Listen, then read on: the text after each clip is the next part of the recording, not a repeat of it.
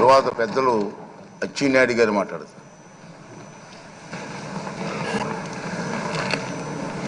అధ్యక్ష, 16వ శాసనసభకి శాసనసభాపతిగా, అందులో మా ఉత్తరాంధ్ర జిల్లాల నుంచి 5వ శాసనసభాపతిగా ఎన్నికైనందుకు తెలుగు ప్రజల తరపున, ముఖ్యంగా ఉత్తరాంధ్ర ప్రజల తరపున, తెలుగుదేశం పార్టీ తరపున హృదయపూర్వకంగా మీకు అభినందనలు తెలియజేస్తున్నాను. స్వాతంత్రం వచ్చిన తర్వాత 37 సంవత్సరాలు కొన్ని వర్గాలకే పరిపాలన పరిమితమైనటువంటి సందర్భంలో 1982వ సంవత్సరంలో విశ్వవిఖ్యాత నట సార్వభౌములు నందమూరి తారక రామారావు గారు తెలుగుదేశం పార్టీ స్థాపించారు.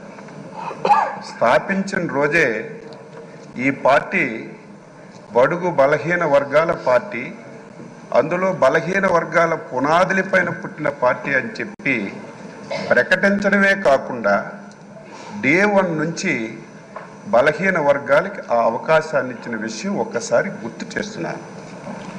అందులో భాగంగానే బలహీన వర్గాలకు చెందినటువంటి అయ్యన్న పాత్రుడు గారు అతి చిన్న వయసులోనే శాసనసభకి అవకాశం ఇచ్చినటువంటి నాయకుడు ఎన్టీ రామారావు గారు తెలుగుదేశం పార్టీ అని చెప్పి బలహీన వర్గాల వ్యక్తిగా గర్వంగా చెప్పదలుచుకున్నారు.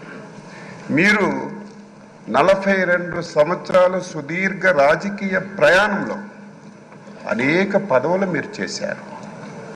కానీ ఒక్కరోజు కూడా ఆ రోజు ఎన్టీ రామారావు గారి మాట కానీ, ఈరోజు చంద్రబాబు నాయుడు గారి మాట కానీ జవదాటకుండా పార్టీ ఏ ఆదేశాలు ఇచ్చినా, పార్టీ ఏ అవకాశం ఇచ్చినా దానిని సద్వినియోగం చేసుకొని మీరు పాలన అందించారు తప్ప ఇంకొకటి లేదు అని చెప్పి మీకు తెలియజేస్తున్నారు.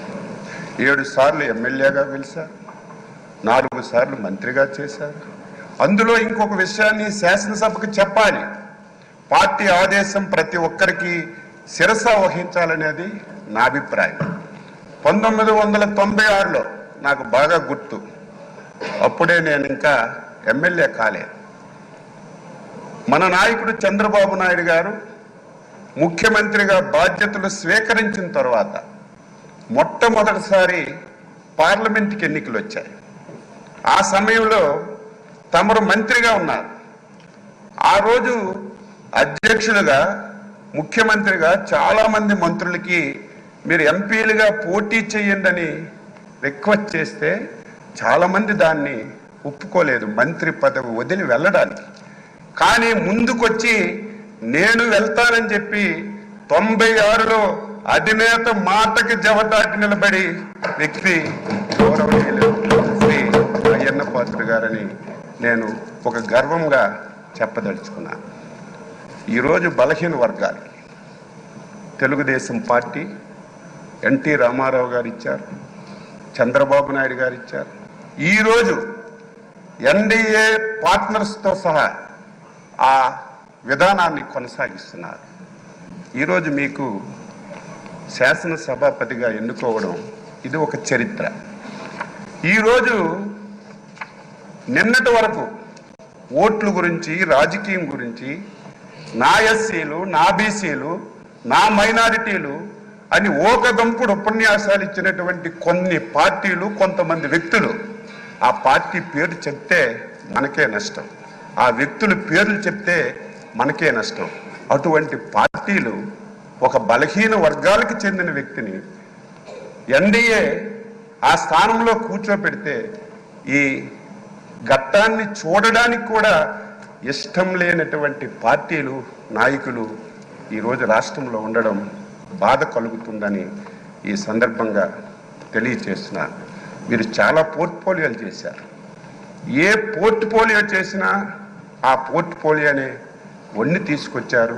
ఆ పోర్ట్ఫోలియోల ద్వారా ఈ రాష్ట్రానికి ఎనలేనటువంటి మేలు చేశారు. గత శాసనసభ ఇప్పుడే మా అధ్యక్షులు వారు పవన్ కళ్యాణ్ గారు, లోకేష్ బాబు గారు అందరూ చెప్పారు, ఆంధ్రప్రదేశ్ చరిత్రలో 2019-24 శాసనసభ ఒక దుర్మార్గమైనటువంటి సభ. ఆ సభలో నేను కూడా సభ్యుడిగా ఉన్నాను. 23 మంది ఎమ్మెల్యేలు మాట్లాడడానికి అవకాశం లేదు, మా వైపు చూడలేదు. చూడకపోయినా మా స్థానాల్లో మేము గౌరవంగా కూర్చున్నా సరే మొత్తం మా దగ్గరికి వచ్చి తల్లిదండ్రుల్ని, కుటుంబాలని, పర్సనాలిటీని, వ్యక్తులని బండబూతులు తిట్టి ఈ సభలోకి ఎందుకు వచ్చాం? రాని వాళ్ళే అదృష్టవంతులని బాధపడినటువంటి రోజులు, చెవుట్లో కాటన్ పెట్టుకొని వినలేనటువంటి రోజులు గత శాసనసభలో మేము ప్రత్యక్షంగా చూశాం అధ్యక్ష. ఈరోజు తెలంగాణ ఉద్యమం అద్భుతంగా జరిగింది, కానీ ఎప్పుడు శాసనసభ్యుల మీద భౌతిక దాడులు ఎప్పుడూ జరగలేదు.